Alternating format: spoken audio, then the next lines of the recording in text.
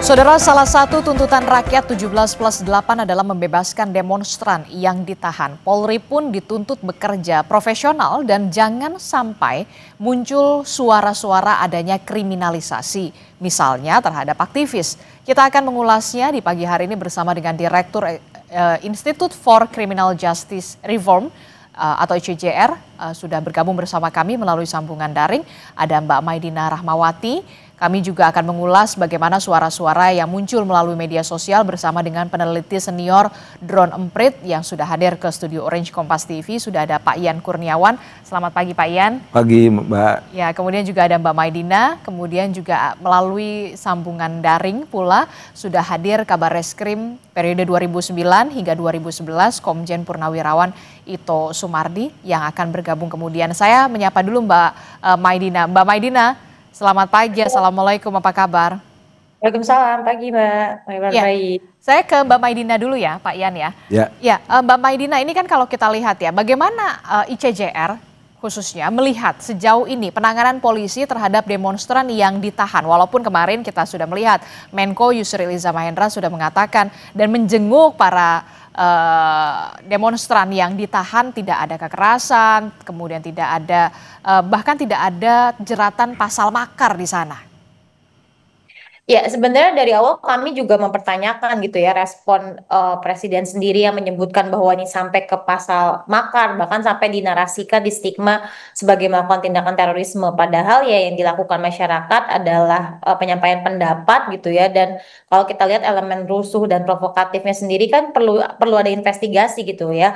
Bahwa banyak gitu ya laporan yang sudah berusaha melaporkan gitu bahwa ternyata tindakan perusuhan itu nggak datang organik dari pendapat masyarakat sipil, nggak datang dari orang-orang yang benar-benar masyarakat sipil mengutarakan tuntutannya 17+8 tadi gitu. Jadi sebenarnya itu yang harus difokuskan. Dan terkait dengan kriminalisasi yang terjadi, kami memberikan solidaritas gitu ya kepada teman-teman kami. Ada Pedro, lalu kemudian juga ada teman-teman dari mahasiswa gitu ya, admin-admin apa namanya sosial media gitu ya, melakukan seruan untuk nggak apa-apa untuk menyatakan pendapat di muka publik, tapi kemudian malah dikriminalisasi. Dan kami memang memberikan perhatian yang begitu besar gitu ya, karena ada narasi untuk penggunaan kekuatannya berlebihan oleh aparat penegak hukum, akhirnya berdampak pada nggak sedikit gitu ya orang-orang yang ditangkap gitu ya berdasarkan laporan Kekuatan yang berlebihan seperti apa maksud Mbak Maidina?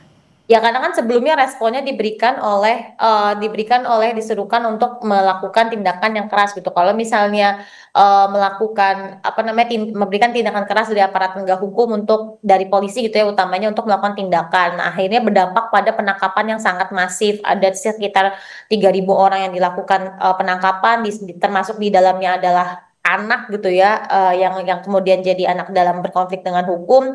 Lalu kemudian dari sekian beribu banyak orang tersebut yang benar-benar masuk proses hukum tuh disebutkan oleh kepolisian update terakhir yaitu sampai dengan 500 orang. Nah, berarti kan ada kondisi di mana dilakukan penangkapan yang sebenarnya kalau di sistem peradilan pidana nggak mudah untuk melakukan penangkapan tersebut, karena ketika dia ditangkap ada pembatasan kemerdekaan yang harus dipertanggungjawabkan, ganti ruginya apa, kompensasinya apa ketika dia sudah ditangkap tapi ternyata tidak ada proses hukum yang diberikan. Nah, itu yang kita pertanyakan, kenapa ada respon penangkapan yang kemudian dilepaskan begitu saja, dan pendampingannya pun juga menjadi kendala yang kita temukan di lapangan. Oke, dari catatan Anda, ada yang kemudian masih mengganjal soal penanganan tahanan ini?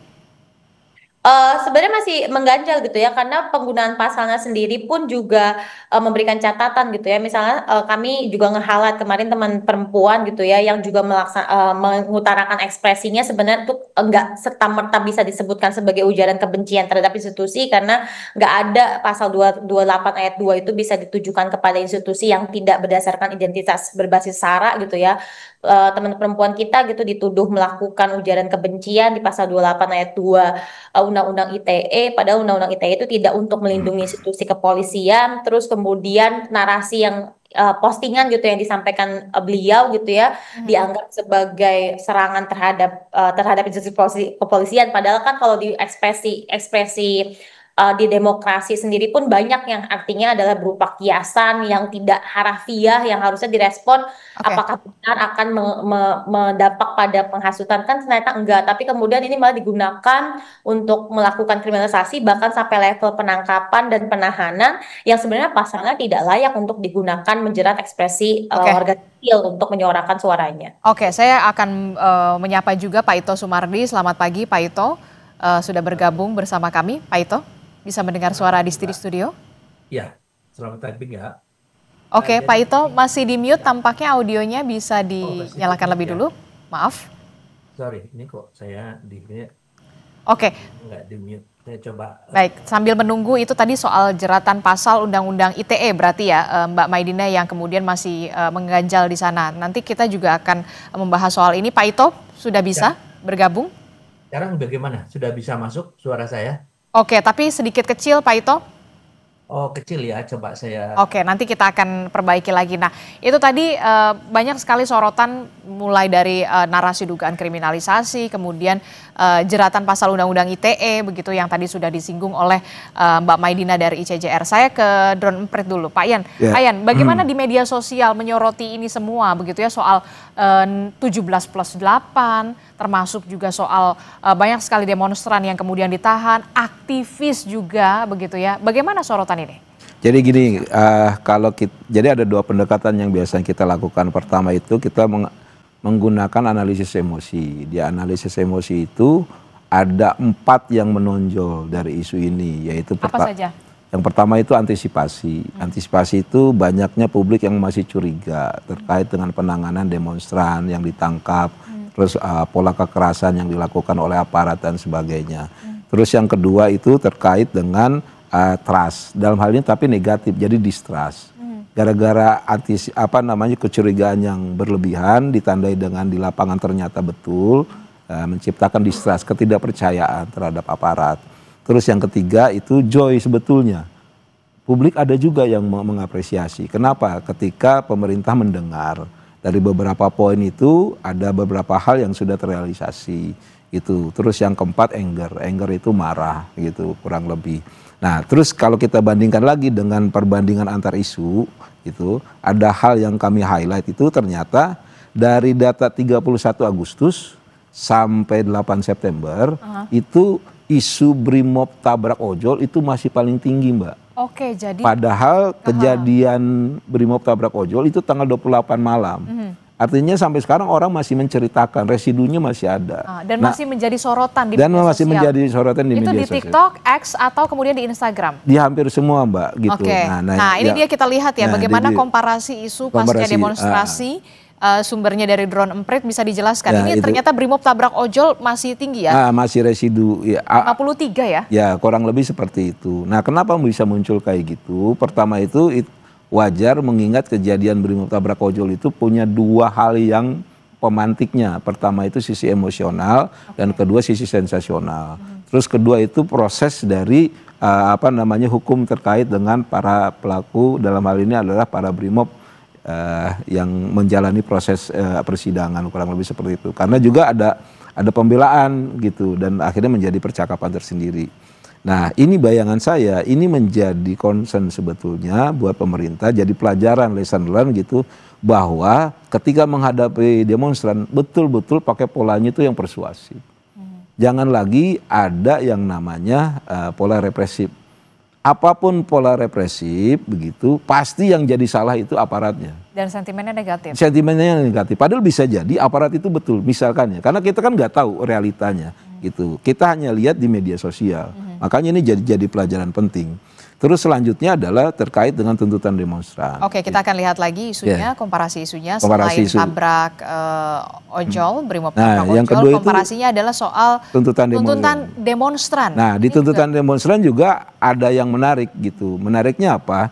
Jadi gini, selama ini kan orang melihat di 17+8 aja. Padahal enggak. Banyak tuntutan-tuntutan lain dan karena dia tidak terkoordinasi, tidak terorkestrasi dengan baik, akhirnya tuntutan itu seolah-olah tidak ada. Contoh yang paling gampang adalah tuntutan buruh. Itu besar. Itu tuntutan buruh itu namanya hostum. Ya, hapus outsourcing, tolak upah murah. Begitu. Terus ada lagi yang namanya sepultura. 10 tuntutan rakyat. Fokusnya ada pada reformasi Polri. Kurang lebih seperti itu. Ada lagi reshuffle. Reshuffle ternyata sudah dilakukan gitu. Makanya sebetulnya kalau pemerintah bisa melihat lebih jernih gitu, apa yang harus dilakukan? Pertama itu rangkul semua.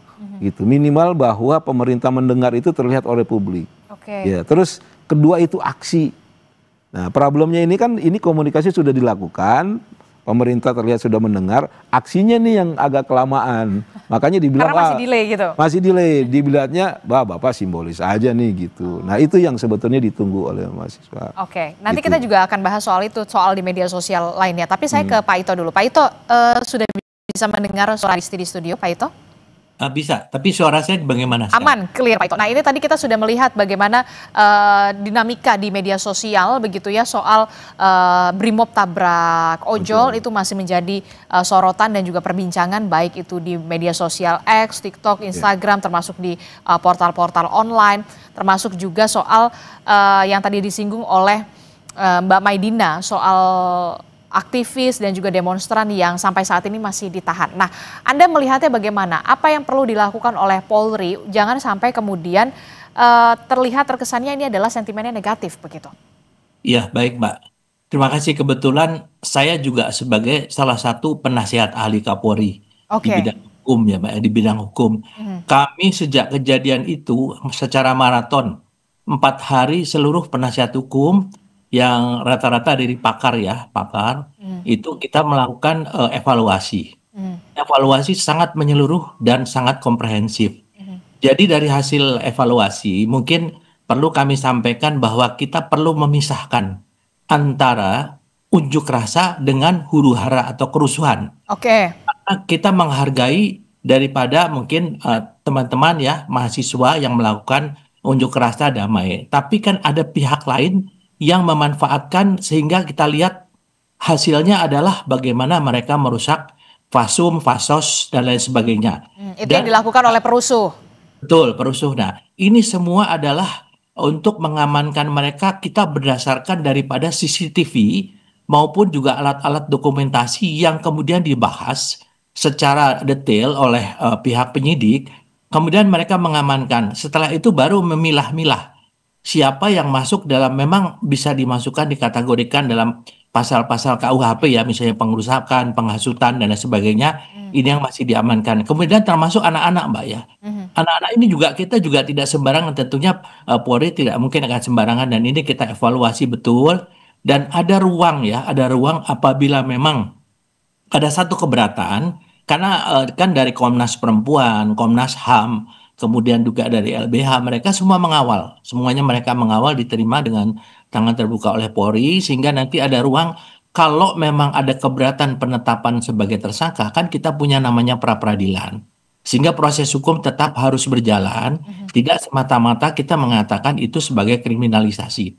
Kalau di dalam proses hukum ternyata orang yang dinyatakan sebagai tersangka, kemudian dia tidak bisa ditetapkan sebagai tersangka, maka kita bisa melakukan namanya satu pendapat bahwa itu adalah kriminalisasi. Tapi selama 4 hari berturut-turut Mbak ya, termasuk kita membahas Rantis Brimob kenapa sampai menabrak, kita ambil dari berbagai video, kemudian seluruh penasihat ahli itu dilibatkan oleh dipimpin oleh Pak Wakapolri, sehingga kita mengambil kesimpulan memang ada hal-hal jujur harus diperbaiki daripada untuk SOP penanganan unjuk rasa, dan ini sedang kita lakukan. Oke, dan ini dievaluasi. Tapi bagaimana dengan aktivis yang kita tahu saat ini masih ditahan oleh polisi begitu?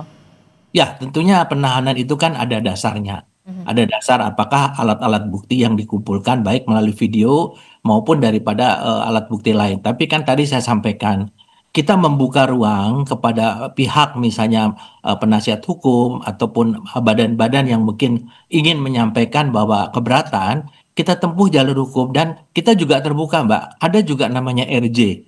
Ya, RJ itu restoratif justice. Kalau dianggap bahwa terhadap yang bersangkutan itu masih bisa dilakukan pembinaan, tentunya Polri juga akan mengedepankan RJ. Jadi di sini Polri juga tidak ingin kita melanggar hukum, karena bagaimanapun juga kita melihat dampak-dampak dari penjarahan, kemudian juga dari pengerusakan fasum, pembakaran fasum, fasos ya. Dan ini juga dilihat daripada jejak digital. Karena kita menggunakan jejak digital juga, apakah memang ada unsur-unsur yang bisa dikategorikan sebagai menghasut. Nah, ini kan kita tidak tahu. Yang tahu adalah daripada penyidik dan kita kawal, Mbak. Oke. Kompolnas pun juga mengawal. Oke, Pak Demikian. Ito, kalau kita lihat kan dalam tuntutan 17+8 ini kalau tidak salah ada poin untuk meminta dibebaskan atau membebaskan para demonstran. Apa pendapat Anda soal ini? Ya, kalau dibebaskan tadi saya sampaikan. Kalau dibebaskan itu kita bisa menempuh dengan restoratif justice ataupun kita membebaskan tentunya dengan pertimbangan-pertimbangan. Apakah memang yang bersangkutan itu memang aktivitasnya adalah menyampaikan hal-hal yang bisa memicu masyarakat ya. Misalnya contohnya ada satu akun ataupun ada satu yang mengajak anak-anak sekolah ya. Kita punya Mbak itu data-data bukti-buktinya Oke. anak sekolah untuk turun ya, tentunya ini pun juga akan kita pertimbangkan. Jadi jangan sampai orang yang melanggar hukum ini tentunya kita bebaskan ya. Kita tentunya tempuhlah jalur hukum. Kalau memang tidak puas ada ruang yaitu kita memberikan kesempatan melalui Pra-peradilan. pra-peradilan ya atau Oke. PTU. Oke, saya Demikian. ke Mbak Maidina. Mbak Maidina, bagaimana respon Anda soal dugaan penghasutan ini yang tadi sudah disampaikan oleh Pak Ito begitu? Memang ada klaster soal perusuh, kemudian aktivis begitu ya. Bagaimana pendapat Anda soal ini? Ya, saya mau tekankan gitu bahwa yang dikriminalisasi oleh oleh kepolisian terhadap teman-teman aktivis itu nggak ada terkaitannya dengan perusuhan. Kalau kita lihat Del Pedro, Syahdan, Khair, lalu kemudian Laras, semuanya pakai kriminalisasi yang berkaitan dengan ekspresinya dia. Lalu kemudian dikaitkanlah dengan penghasutan yang sebenarnya nggak ada hubungan clear sebab akibat atas yang dia update dengan kerusuhan yang dilakukan. Itu dua hal yang berbeda.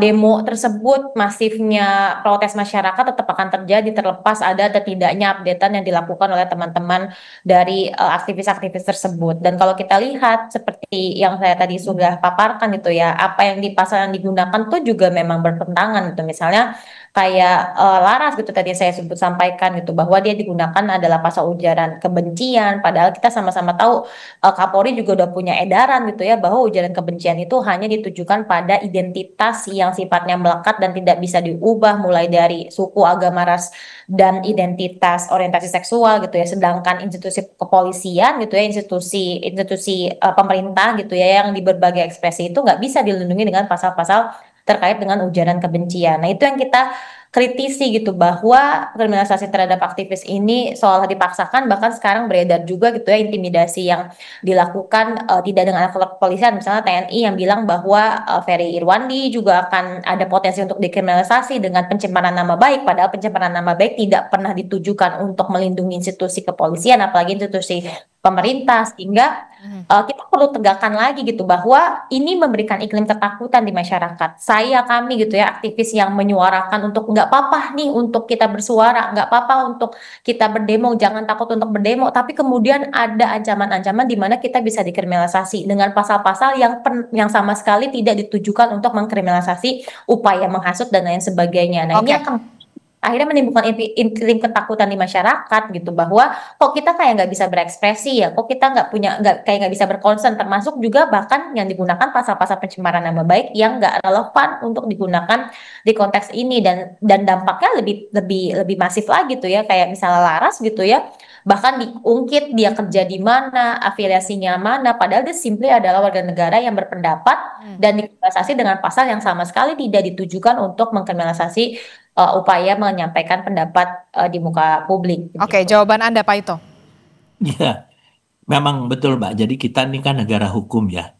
Hukum itu kan ada gium yang mengatakan hukum itu dibuat adalah untuk ketertiban masyarakat. Nah, tentunya kita melihat proses hukum itu tidak dari sudut yang sempit. Karena proses hukum ini Mbak ada namanya criminal justice system. Tidak berhenti di kepolisian saja. Nanti sampai kejaksaan, sampai ke pengadilan. Nah, tentunya polisi pun juga memiliki konsekuensi. Kalau misalnya ada kriminalisasi, maka konsekuensinya maka kredibilitas kepolisian itu akan menurun ya di mata masyarakat. Tentunya apa yang dilakukan adalah berdasarkan bukti-bukti. Sekarang ini semua dalam proses penyelidikan, belum dalam proses penyidikan.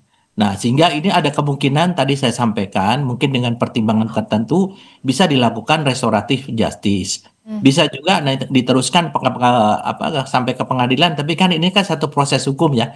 Jadi kita melihat satu proses hukum secara lengkap, dan saya tadi bisa memahami sekali Mbak Madina bahwa tentunya kami ini kan pelaksana yang tentunya juga kita juga dibatasi dengan undang-undang, kemudian kita harus melakukan SOP karena ada sanksi. Contohnya aja kan sekarang penerapan kode etik ya, pelanggaran kode etik terhadap anggota yang menabrak, meskipun kita lihat dari berbagai video yang itu akan menjadi analisa dan ini tetap diajukan ke sidang pengadilan. Nanti kita serahkan semuanya kepada proses persidangan. Sementara kan dari anggota tersebut pun dia sedang melaksanakan tugas. Jadi saya kira mungkin polisi pun juga kita tidak ingin ada hal-hal yang bersifat anarkis. Kami percaya bahwa mahasiswa, teman-teman aktivis itu mereka menyuarakan hati nurani yang sebetulnya dialami juga oleh anggota polisi ya. Mereka juga orang kecil juga. Mereka kalau boleh namanya tidak pakai baju polisi demo, mungkin mereka ikut demo juga gitu. Cuman karena sekarang dengan tugas dan sumpah jabatannya, mereka harus mengamankan. Nah, untuk kerusuhan-kerusuhan itulah Mbak yang kemudian ditelusuri penyebab dari kerusuhan. Apakah memang karena ada hasutan ataukah ada lain. Nah, ini dalam proses penyelidikan. Jadi kita percayakan saja pasti polisi juga akan bersifat profesional dan kami dari penasihat ahli Kapolri selalu menyampaikan hal-hal yang sifatnya untuk saran-saran kepada Pak Kapolri agar Polri bertindak secara profesional, transparan, dan juga berkeadilan. Demikian, Mbak. Oke, bagaimana Mbak Maidina? Tapi jangan dijawab dulu Mbak Maidina, termasuk juga soal bagaimana penanganan kasus penahanan para aktivis ini, termasuk juga tuntutan untuk 17+8 di media sosial yang terus masih dikawal di warga netizen begitu ya, masih mengawal terus 17+8 ini. Tapi jangan dijawab dulu, kita akan temukan jawabannya sesaat lagi. Tetaplah bersama kami di Sapa Indonesia Pagi.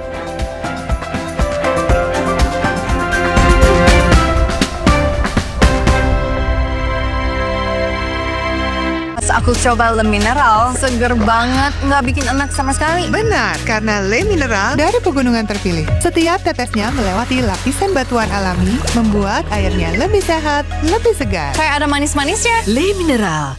Semua botol bayi tertulis 100% bebas BPA. Kalau air galon, ada nggak ya yang 100% bebas BPA? Untuk itu, Le Mineral hadir dengan galon yang 100% bebas BPA, ditandai dengan kode segitiga nomor 1. Le Mineral. Memang, Hotin DCL beda dengan yang biasa. Karena rematik, keselio, dan nyeri sendi bukan sakit biasa. Pakai Hotin DCL. Bahan aktif DCL-nya meresap ke pusat sakit. Panasnya pas, redakan nyeri sendi dan keselio. Hotin DCL. Sendi harus dijaga, apalagi kalau usia sudah bertambah. Jika perlu, minum Wellmove, bantu jaga kesehatan sendi. Wellmove diproduksi dengan teknologi modern dan halal. Wellmove, bergerak itu nikmat. Aku Viva, melewati 7 tahap nano purifikasi. Menjaga sejuknya kemurnian dari mineral baik dalam setiap tetesnya. Begitu sejuk di tiap teguk. Aku Viva, murni alami dari Wingswood. Floridina, nomor 1 freshnya, nomor 1 funnya. Bulir jeruknya asli, lebih banyak. Coco Beats-nya cuy-cuy, dapat segernya, dapat funnya. Floridina, nomor 1 fun, asli jeruknya, asli bulirnya. Renovit dengan 26 vitamin dan mineral lengkap, bantu jaga kesehatan dan daya tahan tubuh. Dengan 26 vitamin dan mineral lengkap, bantu jaga kesehatan dan daya tahan tubuh. Minum Renovit, siap jaga kesehatan dan daya tahan tubuh. Produksi Konimax. Aku Viva, melewati 7 tahap nano purifikasi. Menjaga sejuknya kemurnian dari mineral baik dalam setiap tetesnya. Begitu sejuk di tiap teguk. Aku Viva, murni alami dari Wingswood.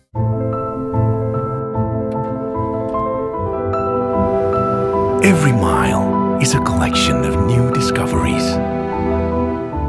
Suzuki Franks, marvelous at every mile.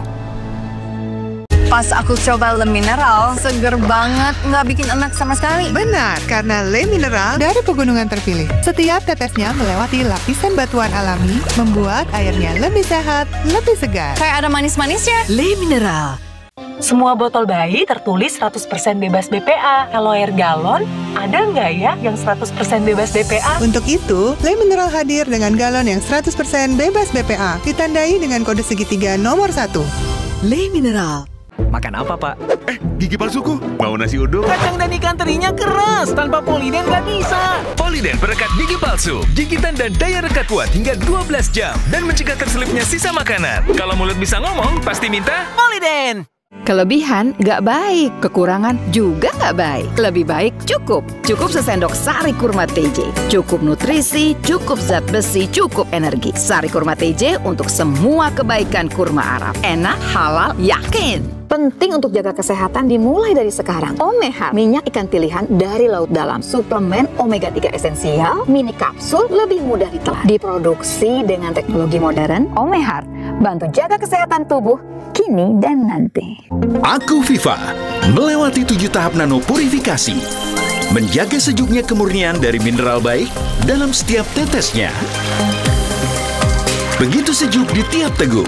Aku Viva, murni alami dari Wingsfood.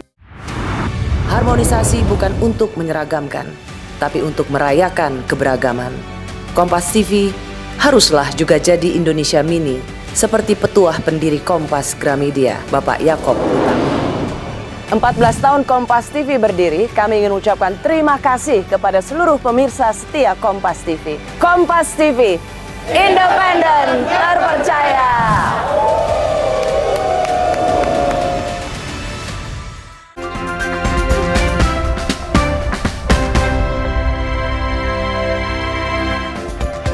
Terima kasih Anda masih bersama kami dalam Sapa Indonesia Pagi. Saudara, kita masih mengawal bagaimana tuntutan dari rakyat begitu ya, masyarakat sipil 17+8 yang kemudian disoroti adalah soal penahanan para demonstran begitu. Tidak hanya demonstran tapi juga aktivis yang ditahan oleh polisi. Mbak Maidina tadi Pak Ito sempat menyinggung soal restoratif justice, pra-peradilan begitu. Nah, bagaimana respon Anda soal restoratif justice ini? Saya mau highlight dulu gitu ya, bahwa ini tadi juga Pak Ito sampaikan bahwa ini masih proses penyelidikan. Enggak, ini udah sampai dengan penyidikan gitu, karena teman-teman kami gitu ya, yang tadi saya sebutkan nama-namanya sudah ditahan. Penahanan kan hanya boleh dilakukan pada saat penyidikan. Jadi memang ini sudah sampai ke penyidikan. Dan saya juga concern sekali dengan narasi soal bahwa ini bisa diselesaikan dengan restoratif justice. Ini sebenarnya meneruskan kembali salah kaprah restoratif justice di Indonesia gitu, bahwa sebenarnya ide tentang restoratif justice adalah soal penguatan hak korban dan pelaku punya ruang untuk saling bertemu dan menyelesaikan perkaranya gitu ya, untuk menghasilkan win-win solution. Nah, itu hanya untuk tindak pidana dengan korban. Di konteks ini, dia ketika kita mau melaksanakan restoratif justice harus clear bahwa dia adalah tindak pidana, pelakunya jelas, korbannya jelas. Di konteks ini kan kita sama-sama mempertanyakan apakah ini benar-benar adalah tindak pidana. Tadi saya sudah sampaikan, misalnya pasal yang digunakan untuk Del Pedro adalah pasal 160 KUHP tentang penghasutan. Sampai dengan saat ini belum clear, jelas gitu ya, bukti yang dihadirkan bagaimana apa yang mendasarkan updatean dari Del Pedro yang berkolaborasi dengan banyak akun, tapi kemudian yang dijerat dia aja. Lalu kemudian apakah itu serta-merta postingan tersebut berdampak pada terjadinya kerusuhan yang dinarasikan, berdampak pada terjadinya penyerangan kantor kepolisian? Kan enggak ada yang menjelaskan bahwa postingan tersebut berkorelasi dengan demo-demo yang terjadi di masyarakat. Nah, itu yang digunakan adalah pasal 160. Kita dudukkan kembali bahwa nggak terbukti ada tindakan yang saling berhubungan untuk menghasilkan demo sehingga Del Pedro dianggap sebagai penghasut. Itu yang pertama, untuk tindak pidananya. Lalu kemudian yang kedua, kalau kita mau pakai restoratif justice, siapa pelaku dan korbannya? Kalau pakai pasal-pasal 160 di KUHP, dia adalah tindak pidana terhadap keamanan negara. Apakah negara ada representasinya untuk dia bisa mediasi dengan Del Pedro? Kan enggak. Itu yang kita dudukan lagi. Jadi pertanyaan pertamanya adalah apakah benar apa yang dilakukan oleh Del Pedro adalah tindak pidana? Baru kemudian menghadirkan ide soal restoratif justice. Sedangkan definisi restoratif justice yang tadi kita sampaikan, yang kita bahas di sini ternyata nggak tepat. Restoratif justice itu tidak seperti ini. Ini yang harus kita teruskan lagi. Kalau kita baik Pak. Bukan dengan restoratif justice, ini salah juga akhirnya merespon situasi ini dengan menarasikan diselesaikan dengan RJ. RJ tidak seperti ini yang benar. Oke, Pak Ito, respon Anda. Ya, baik. Yang pertama saya luruskan dulu, Mbak ya. Tadi kita bicara secara keseluruhan juga. Mengapa dari sekian ribu menjadi 500? Semua memang melalui proses penyelidikan. Dari proses penyelidikan itu kemudian kita pilah-pilah siapa yang bisa dinaikkan untuk menjadi proses penyidikan.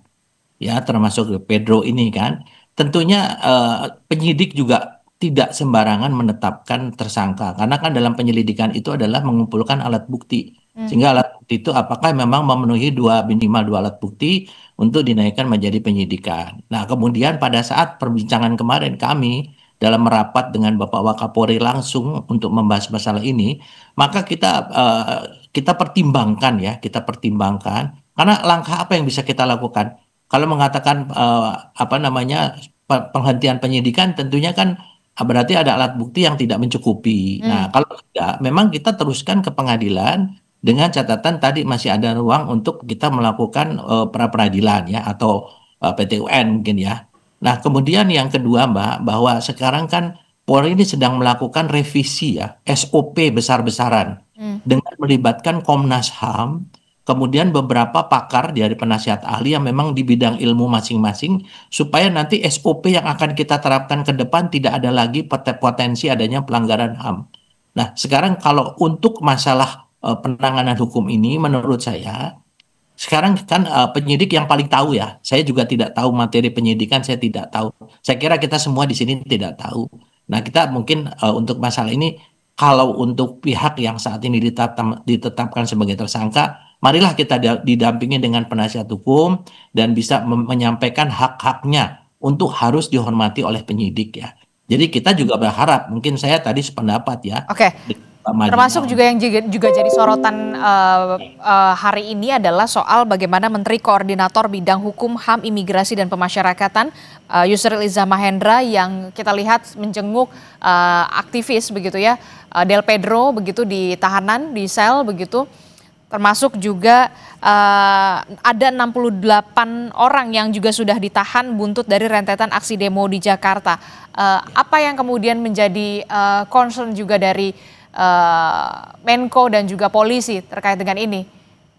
Ya, Pak Menko itu kan waktu kemarin menjenguk para tahanan tersebut, beliau ingin memastikan apakah ada unsur kekerasan yang dilakukan oleh penyidik.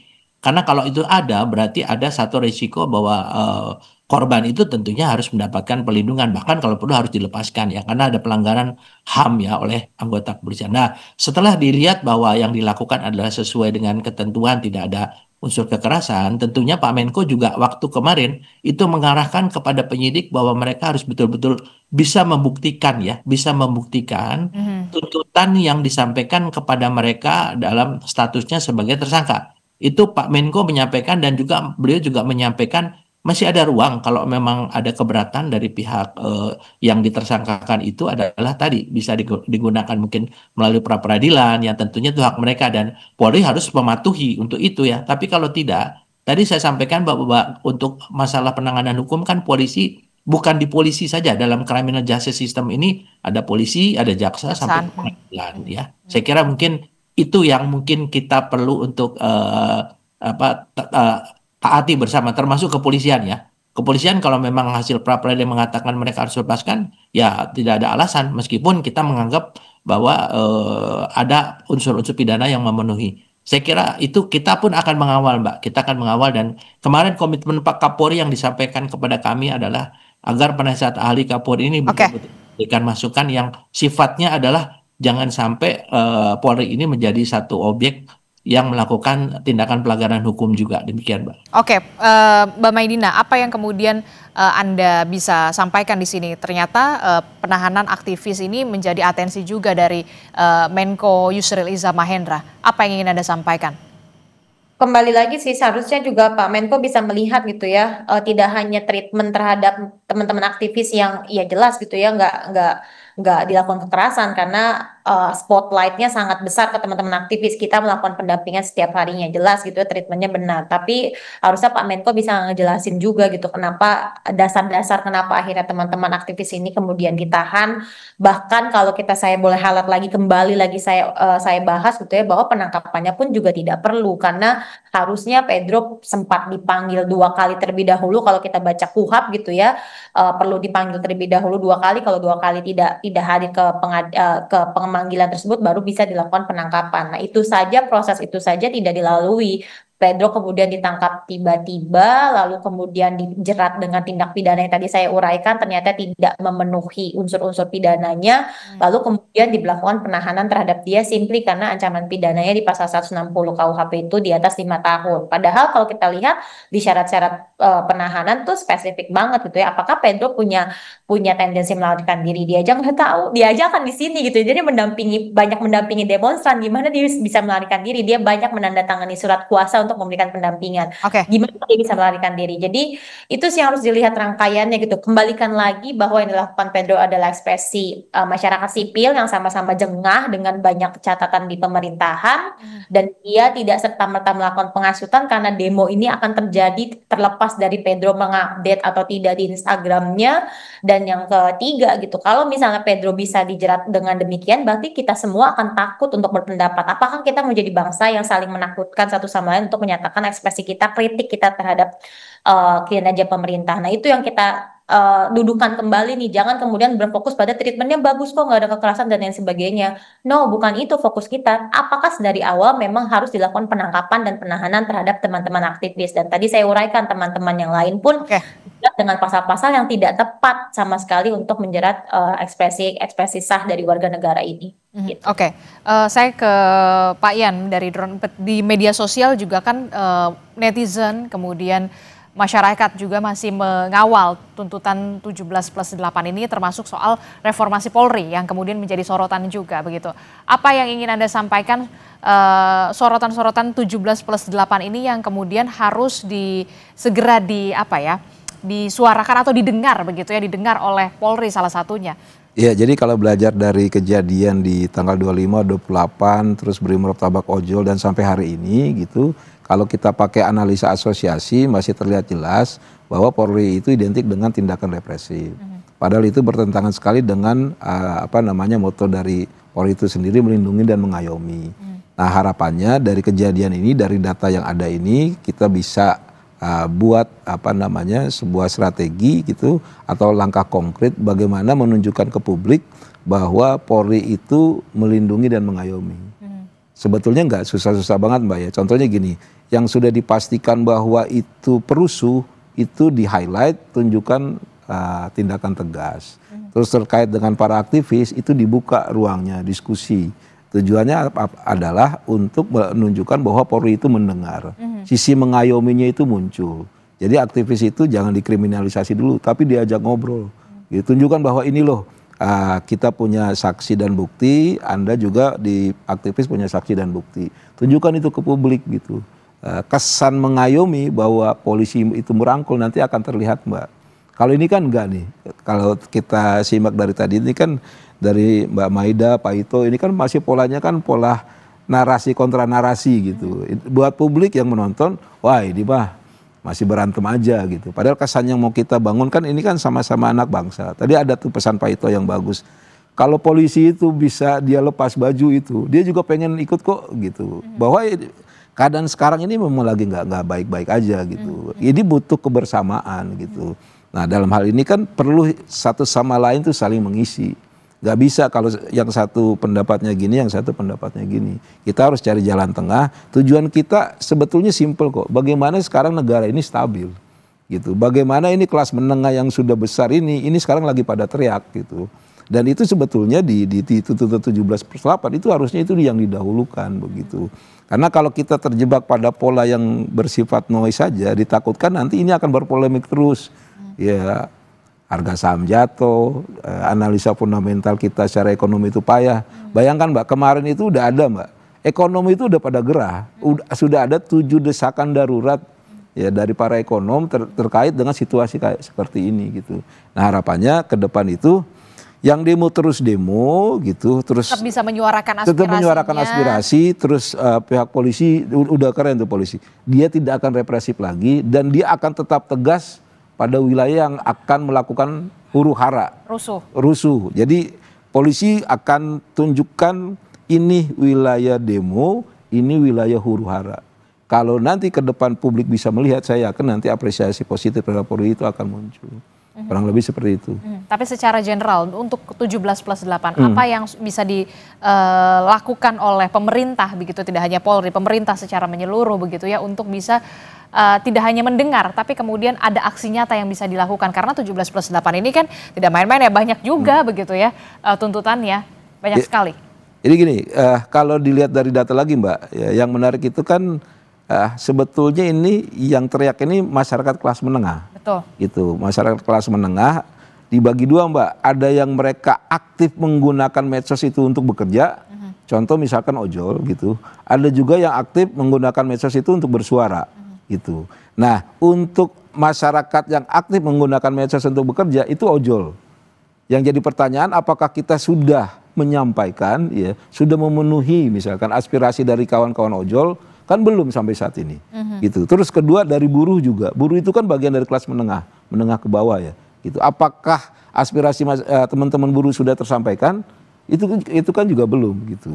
Nah makanya kalau ini yang sifatnya jangka pendek ini kita bisa selesaikan, harapannya nanti publik itu nanti akan ucapan terima kasih kepada masyarakat, kepada pemerintah, kurang lebih seperti itu. Termasuk juga apa yang ingin bisa ya kita belum tahu ya sentimennya akan seperti apa ketika seorang Menko, ya, Menko Yusril Iza Mahendra sampai kemudian menjenguk para demonstran dan juga salah satunya adalah aktivis Pedro. Iya, jadi kan gini, sebetulnya itu kalau di tim komunikasinya Pak Menko gitu, Pak Yusril itu harusnya mereka bangun opini bahwa di sini loh negara hadir. Oke. Terus kedua negara siap dikritik gitu. Nah, karena itu tapi balik lagi perlu ada komunikasi dan aksi. Nah, sekarang ini tahapnya sebetulnya udah tahap aksi bukan komunikasi lagi. Saya yakin Mbak Maida sepakat bahwa oke, pemerintah mendengar, tapi selanjutnya apa Pak gitu. Jangan terjebak pada hal yang sifatnya simbolis lagi gitu. Makanya aksi ini yang diharapkan ke depan itu akan terlihat visibility negara hadir, mengayomi, mendengar, pemerintah tempat mengadu itu terlihat. Kalau itu terjadi pelan-pelan Mbak, saya yakin nanti situasi kondisi kita akan relatif lebih baik begitu ya. Nanti kita akan lihat bagaimana bentuk dari kehadiran negara untuk bisa juga kita kawal tuntutan 17+8 ini. Terima kasih Pak Ito Sumardi, Ketua Penasihat Ahli Kapolri begitu ya, dan juga ada Mbak Maidina dari ICJR, kemudian ada Pak Yan juga dari Drone Emprit. Terima kasih telah bergabung bersama kami. Sehat selalu semuanya. Assalamualaikum, selamat pagi. Terima kasih. Saudara, informasi penting dan juga menarik lainnya masih akan kami hadirkan usai jeda. Polda Metro Jaya bilang rencana TNI melaporkan influencer Ferry Irwandi terkait dengan dugaan pencemaran nama baik institusi.